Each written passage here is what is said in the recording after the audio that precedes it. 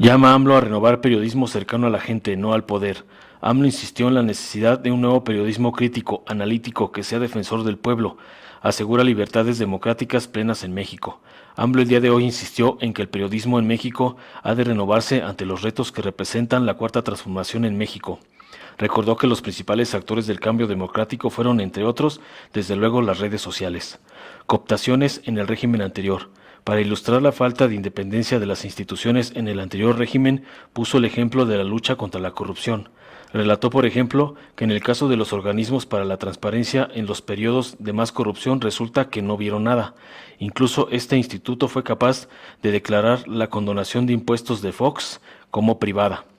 Anticorrupción o cooptación. AMLO señaló que se creó con el impulso de la llamada sociedad civil el Instituto Anticorrupción, inmediatamente directivos, sueldos, oficinas, gastos, y resulta que la corrupción no era un delito grave, precisó AMLO. ¿Para qué crear un instituto si no es delito grave en la ley? Indicó. Era la manera de cooptar, para decirlo elegantemente, subrayó. De manera coloquial dijo, los conservadores hablan del maiceo, decían ese gallo quiere maíz. Medios de comunicación, poder político y económico. En su relato, AMLO ubica que los medios pararon a ser entregados al poder económico. Como el poder económico y político eran los mismos en México, los medios pasaron a ser subordinados, se alejaron de la gente. Muy pocos periódicos, canales de televisión, radio se ocupan de lo que pasa al pueblo, expresó. Se necesitan defensores del pueblo. Todo tiene que ver con la llamada sociedad política, pero no hay defensores del pueblo, son pocos, dijo el presidente de México. El presidente insistió en que se garantizan las libertades y que no hay censura en México, el periodismo militante. Imagínense en la historia del periodismo siendo autocríticos, imagínense el periodismo en la época de la Reforma, pidió AMLO a los periodistas. Se refirió a Francisco Zarco, periodista liberal patriota, quien no andaba por ahí procurando ser objetivo.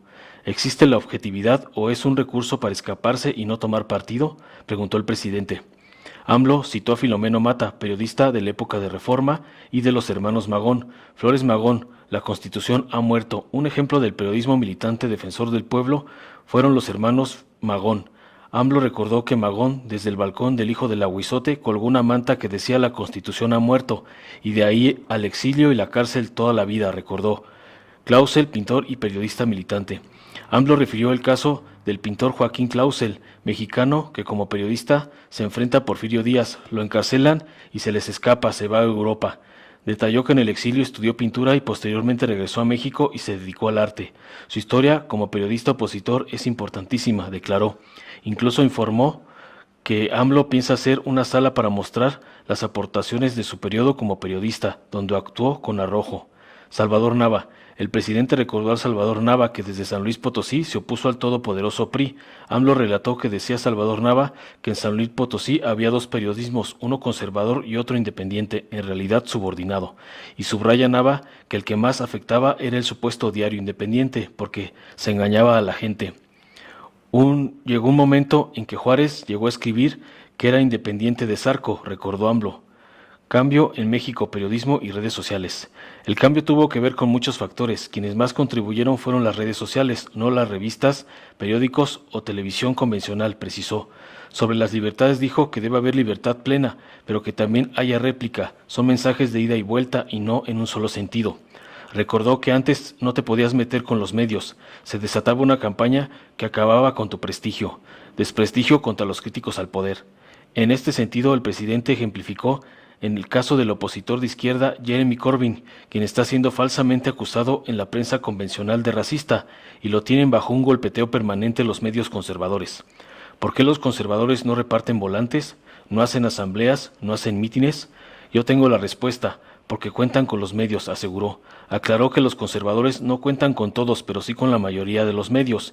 Y esto viene de lejos, aseveró. Al respecto recordó que Lucas Alamán ofreció a Santana que regresara a México del exilio.